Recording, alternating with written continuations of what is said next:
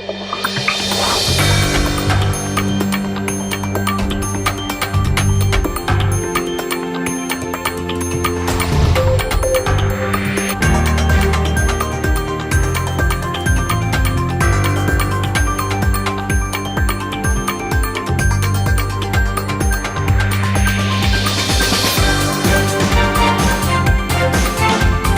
fait par transfert par bateau.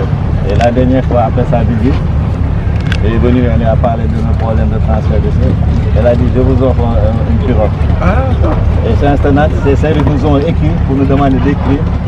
Et en moins de 2 semaines, tout a été réglé et la pirogue est là.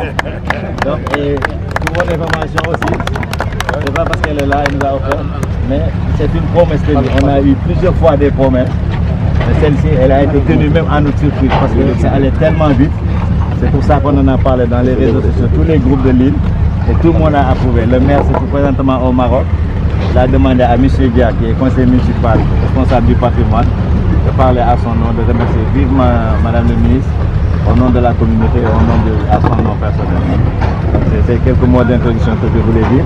J'étais en contact avec M. Dié et M. Gouyabi, au cabinet. Et vraiment, ça s'est très bien passé. Ils ont facilité tout. Et hier, nous avons envoyé les jeunes.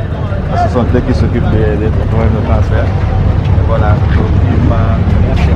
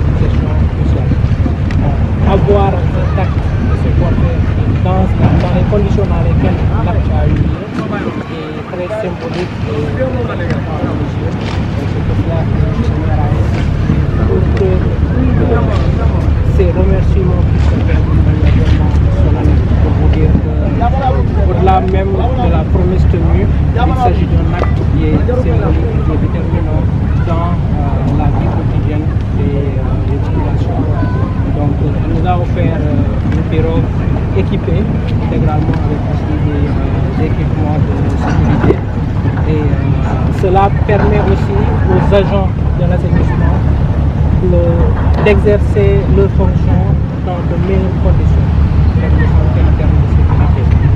Donc soyez remerciés, Madame la ministre, et soyez témoins de notre reconnaissance à son égard, mais aussi à l'égard de l'institution étatique. On sait que la commune est un prolongement de l'État et voir une commune et l'État se tenir la main pour trouver des solutions dans des conditions très rapides et très symboliques pour nous. C'est ce qui doit être. Donc quand cela se fait, il est important de le magnifier et d'insister sur la portée de cette action. Donc voilà les propos que nous voulons construire au nom du maire, au nom du conseiller municipal, au nom de la population. Merci madame.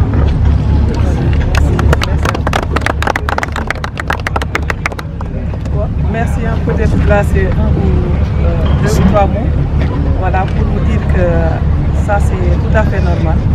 Donc ça entre même dans le cadre de nos fonctions et de nos prérogatives. Parce que vous le savez, nous avons un attachement particulier à Gorée. Parce que tout simplement, c'est notre département même qui gère la liaison maritime Dakar-Gorée. Voilà.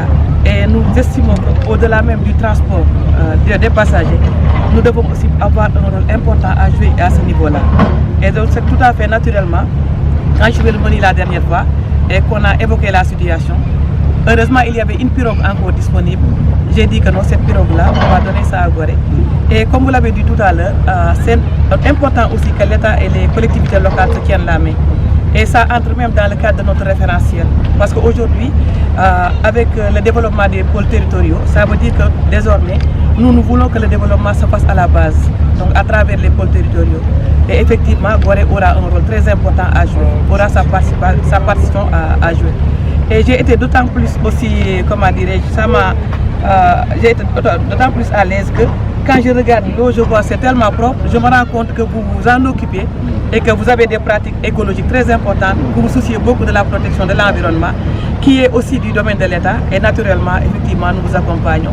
Et en dehors même de cette pirogue, tout ce qu'on pourra faire pour Gorée, vraiment, on le fera aussi dans le cadre de notre département. Vous pouvez compter sur notre soutien constant et notre collaboration. Je vous remercie.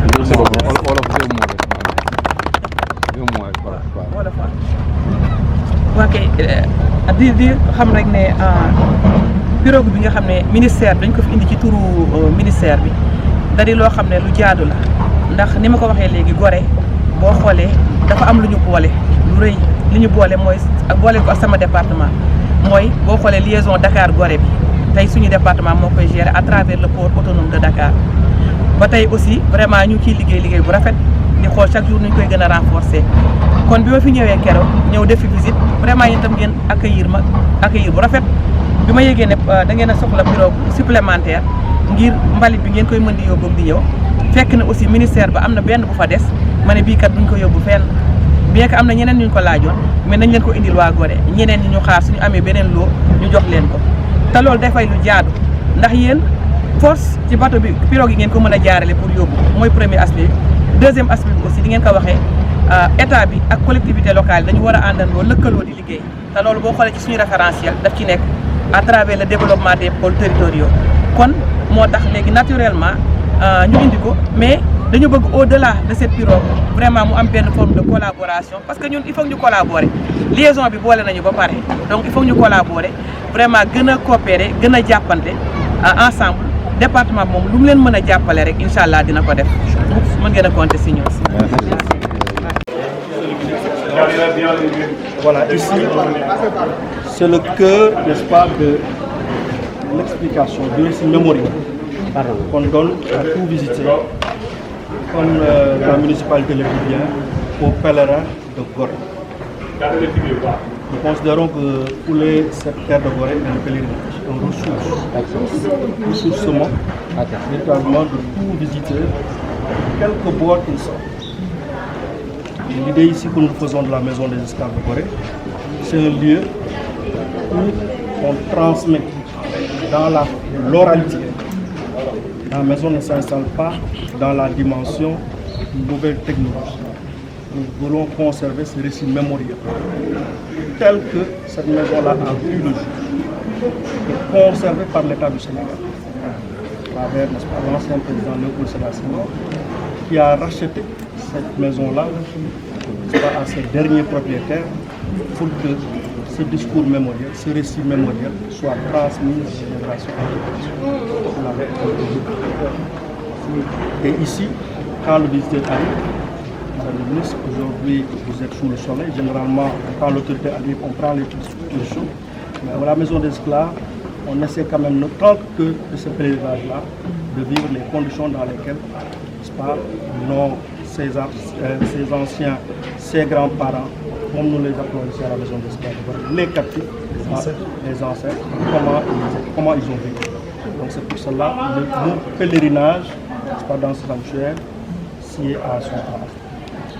Donc je vais introduire mon collègue collaborateur Yunus Sané, guide conférencier, historien, qui va avec vous faire véritablement le récit mémoriel de la visite de Paris. Monsieur Sané. Merci beaucoup et bienvenue dans l'ancienne maison des esclaves de l'île de Gorée. Voilà, ce lieu est un lieu de mémoire et nous le considérons aussi comme un sanctuaire. Et ce bâtiment, architecturalement parlant, bien sûr, est composé de 14 cellules. Aujourd'hui, ce sont des chambres, bien sûr. Et de ces 14 cellules, nous avons aussi la partie haute, où étaient les négriers. Et toujours pour ce bâtiment, bien sûr, à l'origine, à vrai dire, les 2 chambres qui sont derrière nous n'en faisaient pas partie du bâtiment. C'est l'État du Sénégal, bien sûr, comme vient de le dire mon collègue, après avoir acheté le bâtiment, qui en a décidé de fermer le musée, bien sûr. Et nous avons des cellules qui sont identiques, parce qu'elles ont la même mesure.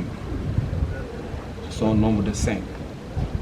Et de ces cellules, ce sont des cellules qui ne recevaient que des hommes. Ce sont des cellules de 3 qui sont de l'autre côté et les 2 qui sont là. Pour votre permission, nous allons commencer pour les 3 qui sont de l'autre côté pour faire le parcours du bâtiment.